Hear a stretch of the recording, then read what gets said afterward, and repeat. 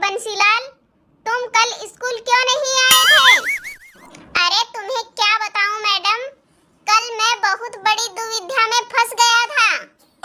अरे नालायक, तू ऐसा क्यों बोल रहा है? क्या तेरे ऊपर दुखों का पहाड़ टूट पड़ा था? क्या तेरी जमीन जायदाद किसी ने हड़प कर तुझे भिखारी बना दिया था?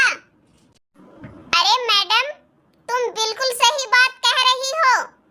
जिस जमीन की तुम बात कर रही हो, कल हम उसी में बुआई कर रहे थे। अगर तुम्हें मुझ पर विश्वास नहीं है तो तुम चंपा रानी से पूछ सकती हो। अरे चंपा रानी, तुम खड़ी हो जाओ और एकदम सही बताना, क्या इस कमीने ने कल अपने खेत में बुआई की थी? क्या ये सही बोल रहा है? अरे हाँ मैडम जी, बंसीलाल एकदम सही बोल रहा है। कल ये अपनी 52 बीघा वाली जमीन में सोयाबीन की बुआई कर रहा था और सोयाबीन की पोटली अपने सर पर रख रख कर ढो रहा था। अरे अच्छा चंपा रानी, बैठ जाओ, कोई बात नहीं। लेकिन एक बात बताओ, जो मैंने तुम्हें परसों होमवर्क दिया था उसका क्या हुआ? अरे मैडम, किस होमवर्क की बात कर रही हो आप? मुझे तो कुछ याद नहीं रहा। अरे बंसीलाल, मुझे तो तुम पर पहले ही शक था। मुझे पता था तू होमवर्क करके नहीं लाएगा और कोई ना कोई बहाना जरूर बनाएगा। अरे मैडम जी, इससे आप क्या पूछती हो? ये तो एक नंबर का आलसी टट्टू है। जो भी पूछना है आप मुझसे पूछिए, क्योंकि मैं पढ़ लिख कर एक कलेक्टर बनना चाहती हूँ। अरे हाँ चंपा रानी, तुम बिल्कुल सही कह रही हो।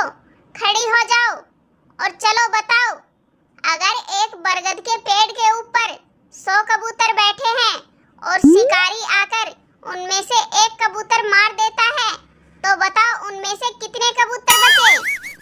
अरे मैडम जी, क्या आप रिश्वत देकर टीचर बनी हो? आपको नहीं पता उस बरगद के पेड़ के ऊपर एक भी कबूतर नहीं बचा है? अरे क्यों चंपा रानी, बाकी के कबूतर कहाँ गए? अरे मैडम जी, आप कितनी भोली हो। जब शिकारी ने बंदूक चलाई होगी तो सारे कबूतर धड़ाम की आवाज सुनकर उड़ गए होंगे, क्योंकि वो बारी बारी से एक एक मरने का तो इंतजार नहीं कर रहे होंगे। अरे वाह चंपा रानी, बैठ जाओ। तुम्हारी बात और तुम्हारे विचार सुनकर तो ऐसा लगता है तुम पढ़ लिख कर कलेक्टर नहीं, किसी देश की चीफ मिनिस्टर बनोगी। अरे मैडम जी, तुम चंपा रानी की तारीफ किए जा रही हो। मैं भी किसी से कम नहीं हूँ। जो भी तुम्हें पूछना है मुझसे पूछिए, मैं सभी का फटाफट जवाब दूंगा। अरे अच्छा बंसीलाल, अगर ऐसी ही बात है तो तुम खड़े हो जाओ और छुट्टी के लिए प्रार्थना पत्र सुनाओ।